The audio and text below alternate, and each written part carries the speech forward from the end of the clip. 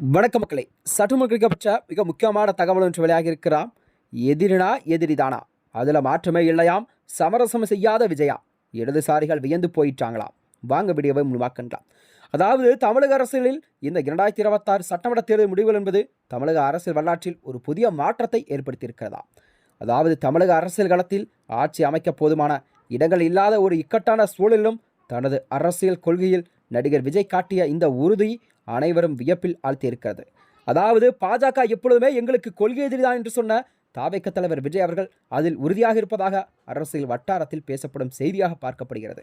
அது மட்டுமின்றி அதாவது அதிகாரத்தை கைப்பற்றுவதற்காகவே தனது அடிப்படை தத்துவங்களை சமரசம் செய்து கொள்ள அவர் மறுத்துவிட்டார் என்றுதான் கூறப்படுகிறதா. விஜயின் இந்த ஒரு தெளிவான அரசியல் பார்வை என்பது இடதுசாரிகள் உள்ளிட்ட பல்வேறு அரசியல் கட்சிகளின் கவனத்தையும் அவர் பக்கம் திசை திருப்பியிருக்கிறதா. மறுபுறமோ எடப்பாடி பழனிசாமி தலைமையான ஆட்சிக்கு திமுக ஆதரவு அளிக்கக்கூடும் என்ற யூகமெல்லாம் பரவி வரும் நிலையில் அரசியலில் குழப்பங்களும் நிலவிய போதிலும் விஜய் அவர்கள் தனது தனித்துவமான பாதையை தேர்ந்தெடுத்திருப்பார் என்றுதான் கூறப்படுகிறதா. பதவியை காட்டிலும் கொள்கையே நமக்கு முக்கியம் என்று அவர் காட்டிய இந்த நிதானம் என்பது அவரை வெறும் சினிமா நட்சத்திரமாக பார்க்காமல் ஒரு முதிர்ச்சியடைந்த மக்கள் தலைவனாக உயர்த்தியிருக்கிறதா. நெருக்கடி காலத்திலும் கூட தனது நேர்மையை விட்டுக் கொடுக்காத இந்த செயல்தான் தமிழக அரசியல் ஒரு ஆரோக்கியமாக மாற்றமாக பார்க்கப்பட்டு வருகிறது.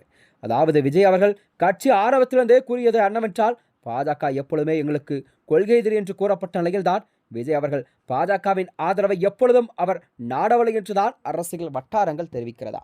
இந்த நிலையில் அதாவது விஜய் அவர்கள் பெரும்பான்மை மெஜாரிட்டி காமிக்கக்கூடிய சூழல் உருவாகின போதிலும் கூட அவர் பாஜகவை ஒருபோதும் நாடவில்லை என்றுதான் அரசியல் வட்டாரங்கள் கூறப்படுகிறதா. இந்நிலையில்தான் விஜய்க்கு ஆதரவாக அதாவது காங்கிரஸ், கம்யூனிஸ்ட், இடதுசாரிகள் மற்றும் அதாவது சிபிஎம் கட்சிகள் மற்றும் விசிக போன்ற கட்சிகள் எல்லாம் அவருக்கு ஆதரவு அளிக்கக்கூடிய சூழல் உருவாகி இருக்கிறதாம்.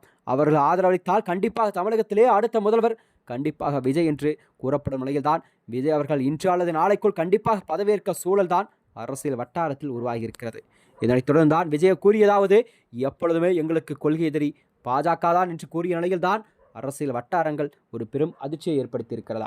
இந்த வகையில்தான் அதாவது தமிழக ஆளுநரிடம் தனது கண்டிப்பாக பெரும்பான்மை இருக்க ஆளுநரிடம் தன்னை முதலமைச்சர் பதவியை ஆளுநரை அழைக்க வேண்டும் என்றுதான் அவர் கூறியிருக்கும் நிலையில்தான் விஜயின் அடுத்த கட்ட நகர்வு என்னவாக இருக்கும் என்று அரசியல் வட்டாரத்தில் பேசப்படுகிறதா. இதனைத் தொடர்ந்தான் அதாவது விஜய் அவர்களுக்கு விசிக கட்சிகள் அதாவது ஆதரவெல்லாம் அளிக்கக்கூடிய சூழல் உருவாகி இருக்கிறது. விசிக அதாவது இன்று அவருக்கு ஆதரவளித்தால் நாளை கண்டிப்பாக விஜய் அவர்கள் முதலமைச்சராக பதவி ஏற்பது என்பது உறுதியான நிலையில்தான் தமிழக அரசியலிலே ஒரு உற்சாகத்தில் இருந்து வருகிறதா. இந்த வகையில்தான் அதாவது ஆளும் கட்சியான திமுக அரசு எதிர்க்கட்சியாக செயல்பட தொடங்கிவிட்டதாம். இந்நிலையில் 3வது இடத்தை பிடித்துள்ள அதாவது அனைத்து இந்த அண்ணா திராவிட முன்னேற்ற கழகம் எடப்பாடி கண்டிப்பாக செயல்படுவார். மேலும் இதுபோன்ற வீடியோக்களை தெரிந்து கொள்ள நமது சேனலை மறக்காமல் சப்ஸ்கிரைப் செய்து கொள்ளும். நன்றி, வணக்கம்.